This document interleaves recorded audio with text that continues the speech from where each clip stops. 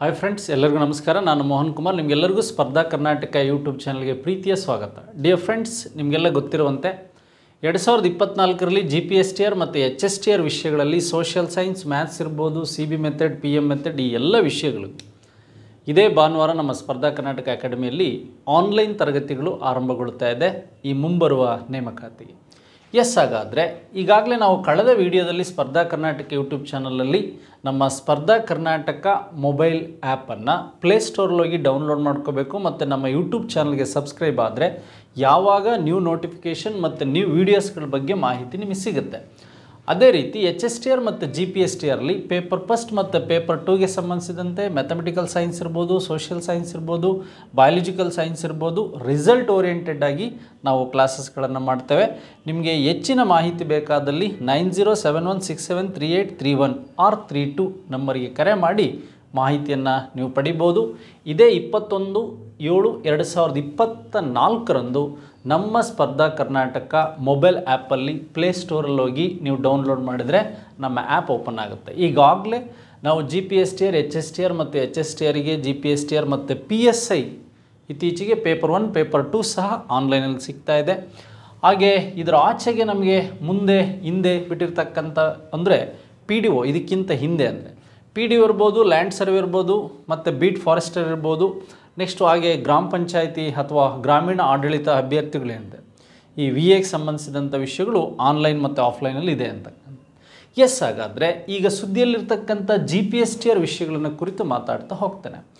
ನೋಡಿ, graduation primary school teacher recruitment 2017ರ paper 2ನಲ್ಲಿ ಕೇಳಿರ್ತಕ್ಕಂಥ ಕೆಲವು ಪ್ರಶ್ನೆಗಳನ್ನು ಕುರಿತು ನಿಮ್ಮ ಜೊತೆ ಮಾತಾಡ್ತಾ ಹೋಗ್ತೇನೆ. ಇದೇ ಥರ ಈಗ ಸೋಷಿಯಲ್ ಸೈನ್ಸಲ್ಲಿ ಪೇಪರ್ 2ನಲ್ಲಿ ಬರ್ತಕ್ಕಂತಹ ಹಿಸ್ಟ್ರಿ ಇರ್ಬೋದು, ಜಿಯೋಗ್ರಫಿ ಇರ್ಬೋದು, ಸಿವಿಕ್ಸ್ ಇರ್ಬೋದು, ನಿಮಗೆ ಬಿಸ್ನೆಸ್ ಸ್ಟಡೀಸ್ ಇರ್ಬೋದು, ಎಕನಾಮಿಕ್ಸ್ ಇರ್ಬೋದು, ಈ ಎಲ್ಲ ವಿಷಯಗಳಿಗೆ ಸಂಬಂಧಿಸಿದಂತೆ ನಾವು ಸೋಷಿಯಾಲಜಿ ಇರ್ಬೋದು 6 ವಿಷಯಗಳಿಗೆ ಸಂಬಂಧಿಸಿದಂತಹ ವಿಡಿಯೋಗಳನ್ನು ಚಾಪ್ಟರ್ ವೈಸ್ ಮಾಡ್ತಾ ಇದ್ದೀವಿ. ಪ್ರತಿದಿನ ನಿಮಗೆ ಮಾರ್ನಿಂಗ್ ಮತ್ತು ಈವ್ನಿಂಗ್ ಅಪ್ಲೋಡ್ ಆಗುತ್ತೆ. ನೀವು ರೆಕಾರ್ಡೆಡ್ ವೀಡಿಯೋಸ್ ಇರೋದ್ರಿಂದ ಅದನ್ನು ನೀವು ಯಾವಾಗಾದರೂ ನೋಡಿ ಅದರ ಸದುಪಯೋಗವನ್ನು ಪಡಿಸ್ಕೊಳ್ಬೋದು.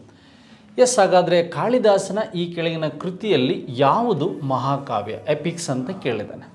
ಯಾಕೆಂದರೆ ಕಾಳಿದಾಸಂದು ನಾಟಕಗಳಿವೆ, ಈ ಡ್ರಾಮಾಗಳನ್ನು ಕರಿತೇವೆ. ಹಾಗೆ ಈ ಕಾಳಿದಾಸನ ಮಹಾಕಾವ್ಯಗಳಿವೆ, ಹಾಗೆ ಕಾಳಿದಾಸನ ಕೃತಿಗಳಿವೆ.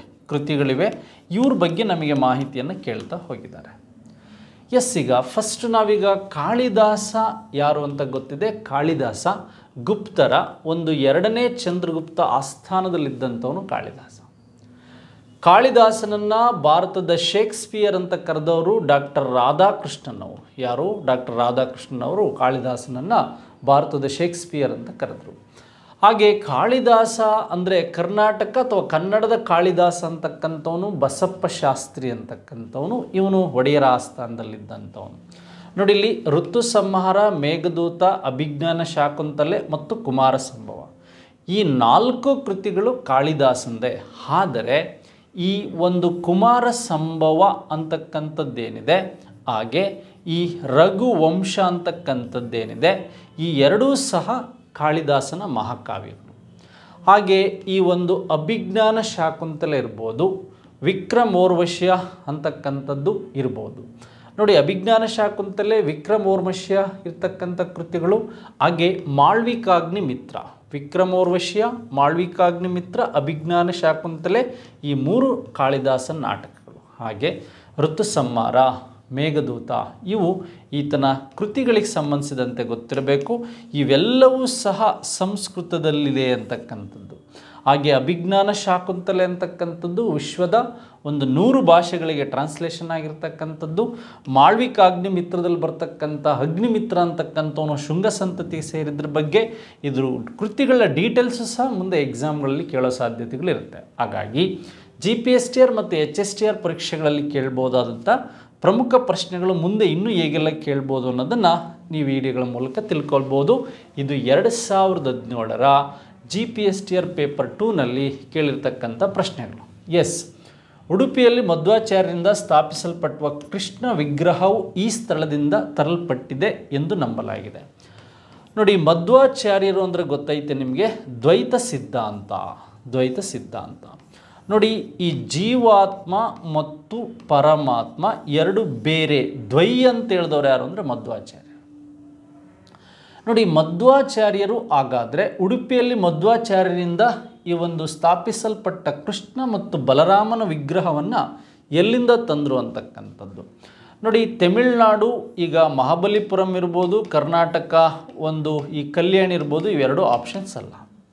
ಆದರೆ ಹರಿದ್ವಾರ, ಉತ್ತರದ ದ್ವಾರಕೆಗೆ ಅದರ ಹರಿದ್ವಾರಕ್ಕೆ ಹೋಗಿದ್ದರು. ಆದರೆ ಇವರು ಈ ವಿಗ್ರಹಗಳನ್ನು ತಂದಿದ್ದು 1285ರಲ್ಲಿ ಮಧ್ವಾಚಾರ್ಯರು ಎಲ್ಲಿ ತಂದರು ಅಂದರೆ ಈ ಗುಜರಾತಿನ ದ್ವಾರಕೆ ಅಂತೇನಿದೆ, ಈ ಗುಜರಾತಿನ ದ್ವಾರಕೆಯ ಈ ಗೋಪಿಚಂದನ ಇಲ್ಲಿಂದ ಕೃಷ್ಣ ಮತ್ತು ಬಲರಾಮನ ವಿಗ್ರಹಗಳನ್ನು ಮಧ್ವಾಚಾರ್ಯರು ತಂದು ಉಡುಪಿಯಲ್ಲಿ ಸ್ಥಾಪಿಸಿದ್ದರ ಬಗ್ಗೆ ನಿಮಗೆ ಗೊತ್ತಿರಬೇಕು. ಉಡುಪಿಯಲ್ಲಿ ಇವರು ಸ್ಥಾಪಿಸಿದ್ದರ ಬಗ್ಗೆ ನಿಮಗೆ ಮಾಹಿತಿ ಇರಬೇಕು ಸ್ನೇಹಿತರೆ.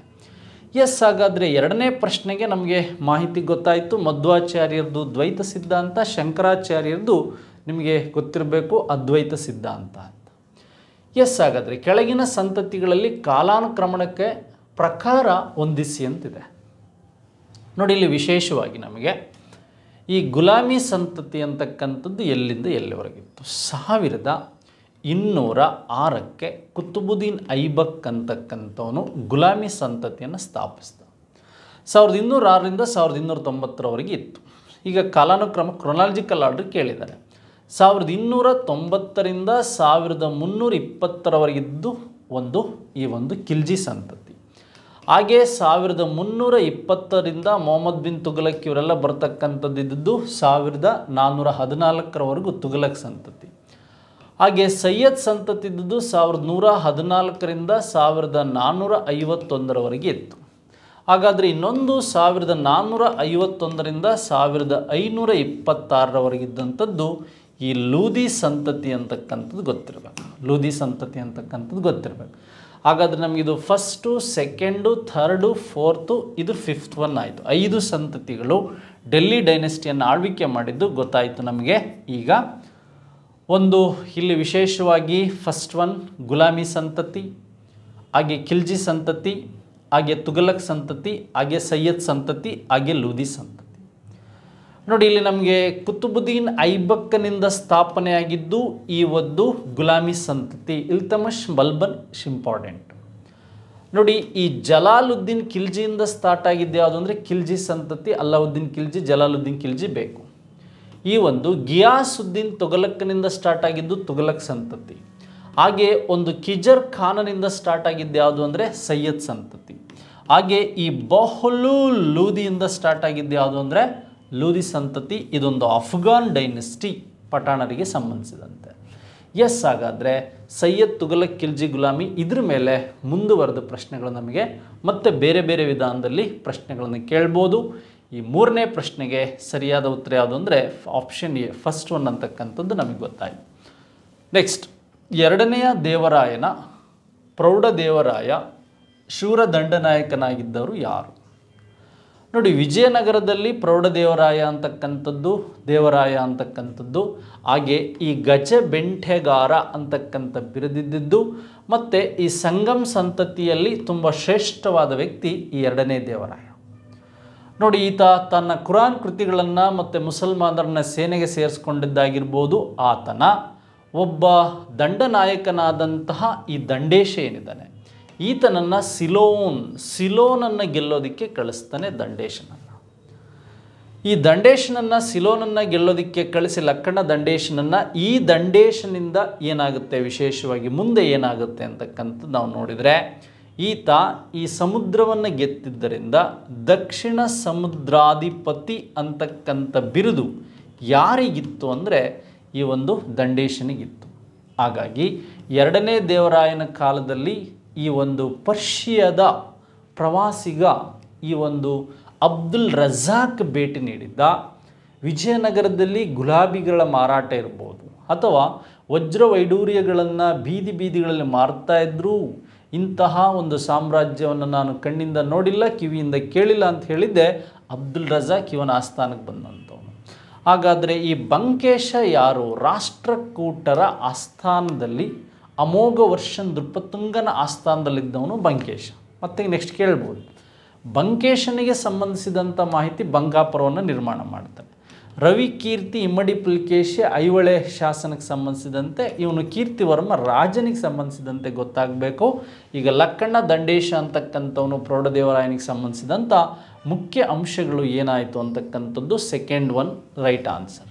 ನೆಕ್ಸ್ಟ್ ಹಾಗಾದರೆ 5ನೇ ಪ್ರಶ್ನೆ ಹೀಗಿದೆ, ಸತ್ಯಶೋಧಕ ಸಮಾಜವನ್ನು ಸ್ಥಾಪಿಸಿದವರು ಅನಬಿಸೆಂಟ್, ಸತ್ಯಾರ್ಥ ಪ್ರಕಾಶನ ಅಥವಾ ದಯಾನಂದ ಸರಸ್ವತಿ, ಜ್ಯೋತಿಬಾ ಫುಲೆ.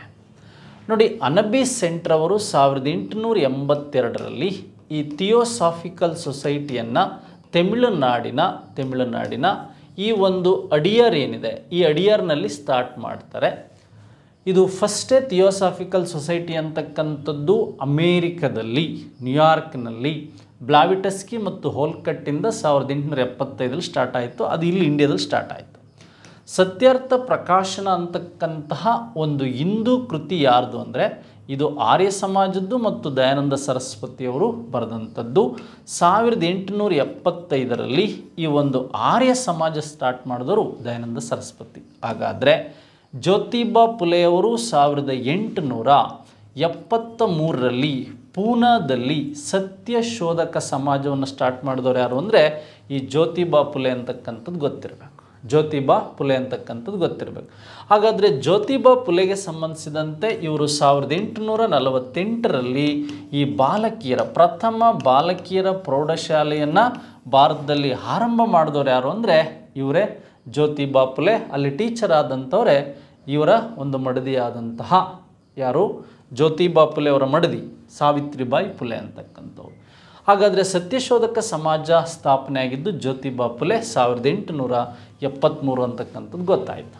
ನೆಕ್ಸ್ಟ್ 1858ರ ಮಹಾರಾಣಿ ಘೋಷಣೆಯು ಇದನ್ನು ಒಳಗೊಂಡಿತ್ತು. ವಿಕ್ಟೋರಿಯಾ ಡಿಕ್ಲರೇಷನ್ ಏನಿದೆ ಆನ್ 1858 ಯಾವುದೇ ಭಾರತೀಯ ರಾಜರನ್ನು ಆಕ್ರಮಿಸುವುದಿಲ್ಲ ಏನಿತ್ತು ನೋಡಿ. 1858 ಈ ನವೆಂಬರ್ 1ನೇ ತಾರೀಕು ಈ ಒಂದು ಅಲಹಾಬಾದ್ನಲ್ಲಿ ಈ ಒಂದು ಲಾರ್ಡ್ ಕ್ಯಾನಿಂಗ್ ಅಂತಕ್ಕಂಥವನು ಏನು ಮಾಡ್ದ, ಈ ವಿಕ್ಟೋರಿಯಾ ರಾಣಿ ಘೋಷಣೆಯನ್ನು ಓದ್ದ.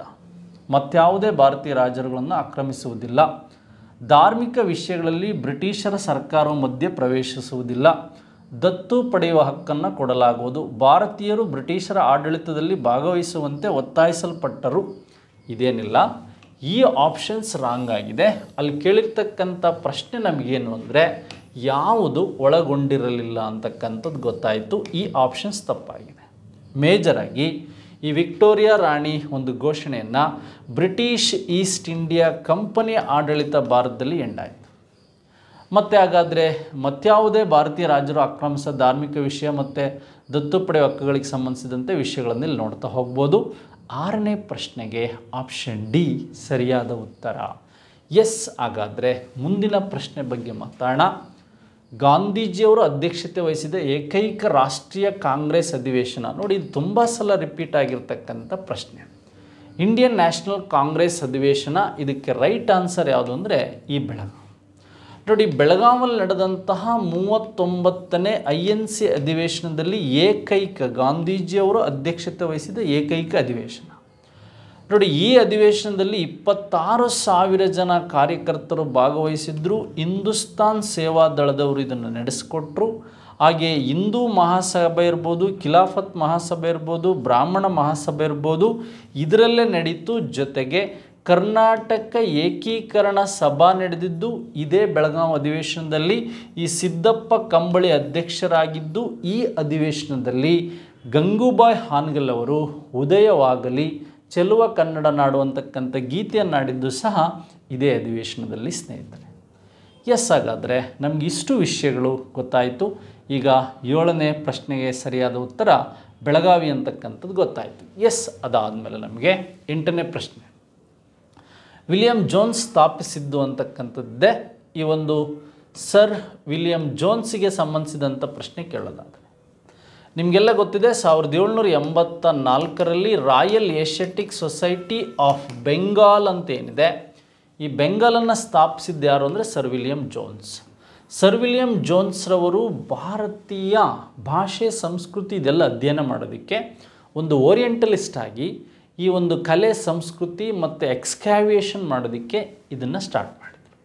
ಇದು ಈ ರೀತಿಯಾದಂಥ ವರ್ಕ್ಗಳನ್ನು ಮಾಡ್ತು ಮತ್ತು ಅದಕ್ಕೆ ಬೇಕಾದಂಥ ಮಾಹಿತಿ ಇದು ಡೈರೆಕ್ಟ್ ಕ್ವಶನ್ಸ್ ಕೇಳ್ಬೋದು. ಈ ಸರ್ ವಿಲಿಯಂ ಜೋನ್ಸ್ ಈ ಅಂದರೆ ಕಾಳಿದಾಸನ ಕೆಲವು ನಾಟಕಗಳನ್ನು ಸಂಸ್ಕೃತದಿಂದ ಇಂಗ್ಲೀಷಿಗೆ, ಅದರಲ್ಲೂ ಅಭಿಜ್ಞಾನ ಶಾಕುಂತಲೆಯನ್ನು ಟ್ರಾನ್ಸ್ಲೇಷನ್ ಮಾಡಿದ್ರ ಬಗ್ಗೆಯೂ ಸಹ ಪ್ರಶ್ನೆ ಕೇಳಿದ್ದಾರೆ. ನೋಡಿ, ರಾಯಲ್ ಏಷ್ಯಾಟಿಕ್ ಸೊಸೈಟಿ ಬಗ್ಗೆಯೂ ಸಹ ನಿಮಗೆ ಮಾಹಿತಿ ಇರಬೇಕು. ಎಸ್, ವೇದದಲ್ಲಿ ಕ್ಷೇತ್ರ ಒಂದು ಏರಿಯಾಕ್ಕೆ ಸಂಬಂಧಿಸಿದಂತೆ ಒಂದು ಅಡ್ಮಿನಿಸ್ಟ್ರೇಷನ್ ಕ್ವಶನ್ಸ್ ಕೇಳಿದ್ದಾನೆ. ಅದಕ್ಕೆ ನೀವು ಯಾವತ್ತೂ HSTR GPSTRಗೆ ಆಲ್ಮೋಸ್ಟ್ ಟೆಕ್ಸ್ಟ್ ಬುಕ್ಸ್ಗಳನ್ನು ಹೆಚ್ಚಾಗಿ ಓದಬೇಕು ಅಂತ ನಾನು ಹೇಳಿದೆ. ನಿರ್ದಿಷ್ಟ ಅಳತೆಯ ಭೂಮಿ, ತುಂಡು ಭೂಮಿ, ಸಾಗುವಳಿ ಆಗದ ಭೂಮಿ. ನೋಡಿ, ವೇದಗಳ ಕಾಲದಲ್ಲಿ ವಿಶೇಷವಾಗಿ ನಮಗೆ ಪಿತೃಪ್ರಧಾನ ಕುಟುಂಬ ಇತ್ತು. ಸಿಂಧೂ ಸಿವಿಲೈಜೇಷನಲ್ಲಿ ಮಾತೃಪ್ರಧಾನ, ಸ್ತ್ರೀ ಅಲಂಕಾರರಾಗಿದ್ದರು. ಸಾಗುವಳಿ ಭೂಮಿ ಏನಿತ್ತಲ್ವಾ, ಈ ಸಾಗುವಳಿ ಭೂಮಿಯನ್ನು ಕ್ಷೇತ್ರ ಅಂತ ಕರೀತಾ ಇದ್ದರು. ಎಲ್ಲಿ ಅಂದರೆ ನಿಮ್ಗೆ ಇದಕ್ಕೆ ಸಂಬಂಧಿಸಿದಂಥ ಪ್ರಶ್ನೆ ಗೊತ್ತಿರಬೇಕು. ಆ ಒಂದು 9ನೇ ಪ್ರಶ್ನೆಗೆ ರೈಟ್ ಆನ್ಸರ್ ಸಾಗುವಳಿ ಭೂಮಿ. ಎಸ್, ಹಾಗಾದರೆ ಮುಂದಿನ ಪ್ರಶ್ನೆ ನೋಡ್ತಾ ಹೋಗೋಣ. ಗೌತಮ ಬುದ್ಧನು ಬೋಧಿಸಿದ್ದು, ಇದು ಸುಮಾರು ಸಲ ನಮಗೆ ರಿಪೀಟ್ ಆಗಿರ್ತಕ್ಕಂಥ ಪ್ರಶ್ನೆ, ಭಾಷೆ ಕೇಳಿದಾನಷ್ಟೇ.